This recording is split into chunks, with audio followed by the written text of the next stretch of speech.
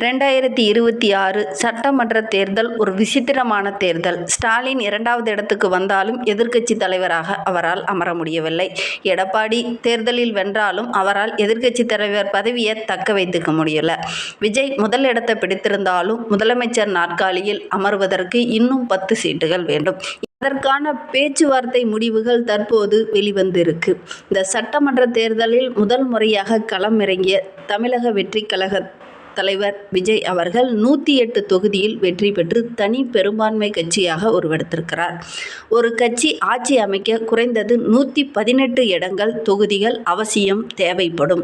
ஆனால் தவேக தலைவர் விஜய் அவர்கள் 108 தொகுதியில் மட்டும் வெற்றி இருந்தாலும் தனி பெரும்பான்மை கட்சியாக இருப்பதனால் தவேகவோடு ஆட்சி அமைக்க மற்ற கூட்டணி கட்சிகள் ஆதரவு தெரிவித்திருக்கின்ற இந்த நிலையில் அதற்கான பேச்சுவார்த்தை தற்போது சுமூகமாக முடிந்ததாக சமூக வலைதளங்களில் ஒரு சில அறிவிப்புகள் வந்திருக்கு.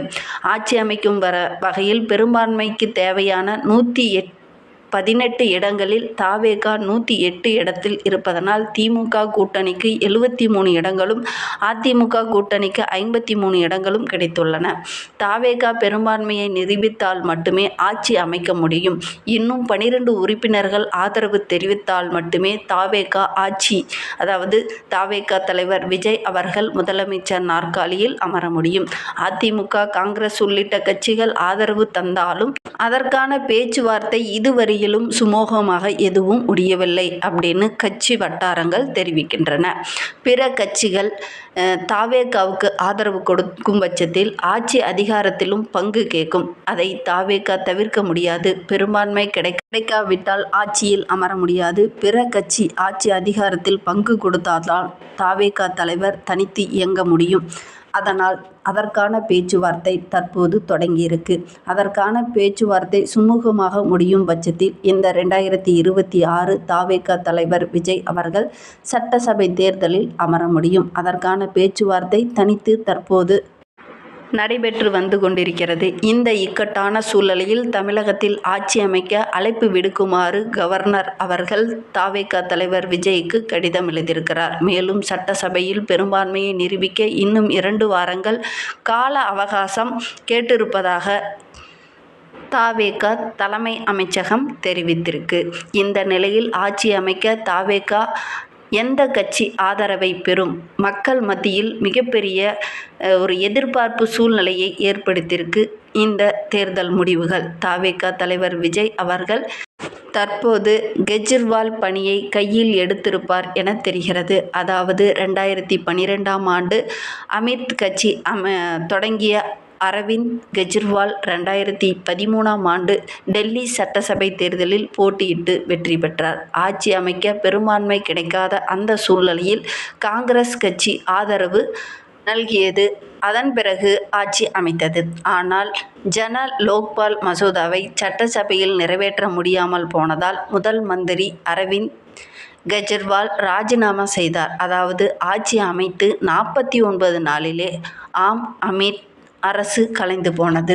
அதன் பிறகு தொடர்ச்சியாக 2015ஆம் ஆண்டு டெல்லியில் நடைபெற்ற சட்டசபை தேர்தலில் ஆம் ஆத்மி கட்சி தனித்து போட்டியிட்டு பெரும்பான்மையுடன் ஆட்சி அமைத்தது. அதாவது மொத்தம் 70 இடங்களில் 67 இடங்களை கைப்பற்றி அசத்தியது. எனவே இதுபோன்ற நிலைமையை தவேக தலைவர் விஜய் கையில் எடுத்திருப்பதாக ஒரு தகவல் வெளிவந்திருக்கு. அதாவது யாரும் நிபந்தனையற்ற ஆதரவு கொடுத்தால் அதை ஏற்கலாம், நிபந்தனையோடு ஆதரவு கரம் நீட்டியவர்களை ஏற்றுக்கொள்ள வேண்டாம் என்று அந்த கட்சி நிர்வாகிகள் முடிவு எடுத்திருப்பதாக விஜயின் ஆதரவாளர்கள் தெரிவித்திருக்கின்றனர். தமிழக மக்களை நம்பி இந்த அளவுக்கு வெற்றியை கொடுத்திருக்கிறார்கள். எனவே தமிழகத்தில் மீண்டும் தேர்தல் வந்தாலும் இதைவிட அதிக இடங்கள் நமக்கு கிடைக்கும் என்று நிர்வாகிகள் மத்தியில் விஜய் பேசியதாக தெரிவித்திருக்கின்றனர். ஆதரவு கரம் நீட்ட வரும் கட்சிகள் தவேக தலைவர் விஜய் அரவணைத்து கொள்வாரா அல்லது கெஜ்ரிவால் பணியை மீண்டும் தேர்தலை சந்தித்து பெரும்பான்மையை நிரூபிப்பாரா என்ற கேள்வி அடுத்தடுத்து மக்கள் மத்தியில் ஒரு மிகப்பெரிய தாக்கத்தை ஏற்படுத்தி வருகிறது. தேர்தல் முடிவுகள் கிடைத்தும் அதற்கான பணியில் இன்னும் ஒரு சில முக்கியமான முடிவுகளை எடுக்காமல் இருப்பது மக்கள் மத்தியில் ஒரு கேள்விக்குறியாக அமைந்திருக்கு. தவேக தலைவர் அதற்கான பேச்சுவார்த்தையில் இன்னும் இறங்கவில்லை என்பதால் மக்கள் மத்தியில் ஆட்சி அமையுமா அமையாதா என்ற கேள்வி எழுந்திருக்கு. அதிமுக பொதுச் செயலாளர் எடப்பாடி பழனிசாமி ஆதரவு தெரிவித்ததாக ஒரு பக்கம் செய்திகள் வந்தாலும் அதற்கான பேச்சுவார்த்தை தற்போது நடைபெற்று கொண்டிருக்கிறதாக ஒரு பக்கம் தகவல் வெளியாகியிருக்கு. அடுத்த 5 ஆண்டுகள் வலுவான ஆட்சி அமைய வேண்டும் என்பதற்காக சில கோரிக்கைகள் எடப்பாடி பழனிசாமி அவர்கள் நேரில் சந்தித்து ஒரு சில பரபரப்புகளை ஏற்படுத்தியதாக அதற்கான தகவலும் வெளியாகியிருக்கு. இந்த நிலையில் அதிமுக பேச்சுவார்த்தை நடத்த எந்த ஒரு ஏற்பாடும் செய்யவில்லை என்று ஒரு பக்கம் கேள்வி மக்கள் மத்தியில் எழுப்பியிருக்கு. நீங்கள் விஜயோட ஆதரவாளர்களாக இருந்தால் நீங்கள் என்ன செய்தால் நல்லா இருக்கும் என்று எங்களுடைய கமெண்ட் பாக்ஸில் தெரிவிங்க. திருப்பரங்குன்றத்தில் வெற்றி பெற்ற தவேக வேட்பாளர் CDR நிர்மல்குமார் கூறுகையில், ஆட்சி அமைப்பது தொடர்பாக அதிமுகவுடன் பேச்சுவார்த்தை நடத்தவில்லை. தவேக பொதுச் செயலாளர் ஆனந்தன் உட்பட்ட கட்சி தலைவர் நிர்வாகிகள் எடப்பாடி பழனிசாமியை சந்தித்ததாக வெளியான தகவல் தவறு என்று ஒருபுறம் தகவல் வெளியாயிருக்கு. ஆதவ் அர்ஜுன் நிர்வாகத்தினரோட சொந்த காரில் எடப்பாடி பழனிசாமி வீட்டுக்கு சென்றதாக தவேக நிர்வாகிகள் இல்லை என்று ஆதவ் அர்ஜுன் கூறியதாக சமூக வலைதளங்களில் சொல்லப்பட்டிருக்கு. தவேக தலைவர் விஜய் அவர்கள் முதலில் வெற்றி பெற்று முதலமைச்சர் நாற்காலியில் அமர்ந்தவுடன் எதலில் முதலில் கையெழுத்திடுவார் என்ற கேள்வி மக்கள் மத்தியில் ஒரு கேள்வியாக எழுந்திருக்கு. முதலில் தவேக தலைவர் விஜய் வெற்றி வேட்பாளர்களை நேற்று சந்தித்து அவர்களுடன் ஆலோசனை நடத்தியிருக்கிறார். அப்போது அனைவருக்கும் வாழ்த்து தெரிவித்து அதையடுத்து நடந்த ஆலோசனை கூட்டத்தில் சட்டமன்ற குழு தலைவர் விஜய் ஒருமனதாக தேர்வு செய்யப்பட்டதாக அந்த குழு வட்டாரங்கள் தெரிவித்திருக்கு. இந்த சூழலில் ஆட்சி அமைக்கும் தவேக தலைவர் பொறுப்பேற்றதும் அந்த தேர்தல் அறிக்கையில் அறிவித்திருக்க அந்த முன்னுரிமை கொடுத்து எதலில் முதலில் கையெழுத்திடுவார் என்ற கேள்வி எதிர்பார்ப்பு மக்கள் மத்தியில் ஏற்படுத்தியிருக்கு. அதே நேரத்தில் வங்கி கணக்கில் ஒவ்வொரு குடும்ப தலைவிக்கும் 2500 அதிலில் முதலில் கையெழுத்திடுவாரா, ஒவ்வொரு குடும்ப தலைவிக்கும் 60 வயது எட்டியவர்களுக்கு 2500 அதிலில் முதலில் கையெழுத்திடுவாரா, ஒவ்வொரு குடும்பத்துக்கும் ஆண்டுக்கு 6 கேஸ் சிலிண்டர்கள் வழங்குவதாக கூறியிருக்கிறாங்க, அதில் கையெழுத்திடுவாரா அப்படின்னு மக்கள் மத்தியில் ஒரு எதிர்பார்ப்பை ஏற்படுத்தியிருக்கு. மாநிலம் முழுவதும் நகர, மாநகர, மாவட்டத்துக்கு இடையேயான அனைத்து பஸ்களுக்கும் மகளிருக்கு கட்டணமில்லாமல் பயணிகளுக்கு பயணம் செய்ய திட்டம் வகுத்திருக்கார். அதில் முதலில் கையெழுத்திடுவாரா என்ற கேள்வி மக்கள் மத்தியில் மிக பெரிய எதிர்பார்ப்பை ஏற்படுத்தியிருக்கு. ஆண்டு வருமானம் 5 லட்சத்துக்கு குறைவாக இருந்தால் குடும்பத்தில் உள்ள ஒவ்வொரு திருமணத்திற்கும் 8 கிராம் தங்க நாணயமும் பட்டு சேலையும் வழங்குவதாக கூறியிருக்கிறார். அந்த அறிக்கையில் கையெழுத்திடுவாரா என்று ஒரு எதிர்பார்ப்பை ஏற்படுத்தியிருக்கு மக்கள் மத்தியில்.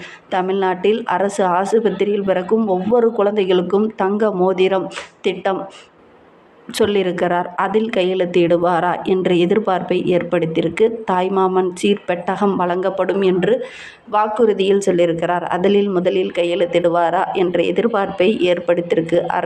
அரசு உதவி பெறும் பள்ளிகளில் 1 முதல் 12ஆம் வகுப்பு வரை படிக்கும் மாணவ மாணவியர்களுக்கு தாயார் பாதுகாவலர் வங்கி கணக்கில் ஆண்டுக்கு 15,000 தவணை வரவு வைக்கப்படும் என்று சொல்லியிருக்கிறார். அதில் கையெழுத்திடுவாரா என்ற எதிர்பார்ப்பை மக்கள் மத்தியில் ஏற்படுத்தியிருக்கு. தகுதி உள்ள நபர்களுக்கு வீடுகளுக்கு ஒவ்வொரு மாதமும் 200 யூனிட் கட்டணமில்லா மின்சாரம் வழங்கப்படுவதாக சொல்லியிருக்கார். அதில் கையெழுத்திடுவாரா என்று கேள்வி எழுந்திருக்கு. இது ஒவ்வொரு மக்கள் மத்தியிலையும் இந்த கேள்வி எழுந்திருக்கு. ஆட்சி அமைந்தவுடன் எந்த டாக்குமெண்டில் முதல் கையெழுத்திடுவார் என்ற கேள்வியும் எழுந்திருக்கு. இந்த மாதிரி பயனுள்ள தகவலை நீங்கள் தொடர்ந்து கேட்கணும் அப்படின்னு நினச்சிங்கன்னா நம்ம சேனலை சப்ஸ்கிரைப் பண்ணிக்கோங்க. உங்களுடைய கருத்துக்களை எங்களுடைய கமெண்ட் பாக்ஸில் தெரிவிங்க. இன்னும் பல தகவலை தொடர்ந்து கேட்கணும் அப்படின்னா நம்ம சேனலை சப்ஸ்கிரைப் பண்ணிக்கோங்க. இந்த மாதிரி பயனுள்ள தகவலை நாங்களும் வாரி வழங்கிட்டு இருப்போம். அதே நேரத்தில் பஞ்சாங்கத்தில் கூட ஒரு இளம் தலைமுறை தலைவர் ஆட்சி அமைக்க போகிறார் அப்படின்னு 2026-27ஆம் ஆண்டு பஞ்சாங்கத்தில் கணிக்கப்பட்டிருக்கு. அதனால்தான் நம்மளுடைய தாவேகா தலைவர் ஆட்சி அமைத்திருக்கிறார் என்று ஜோதிட ரீதியாகவும் சொல்லப்பட்டிருக்கு. இந்த வீடியோவை முழுமையாக பார்த்ததற்கு நன்றி. உங்களுக்கு விஜய் பிடிக்கும் என்றால் நம்மளுடைய சேனலுக்கு ஒரு லைக் கொடுத்துக்கோங்க. விஜய் பற்றி உங்களுடைய கருத்துக்களை எங்களுடைய கமெண்டில் தெரிவிங்க. தேங்க்யூ.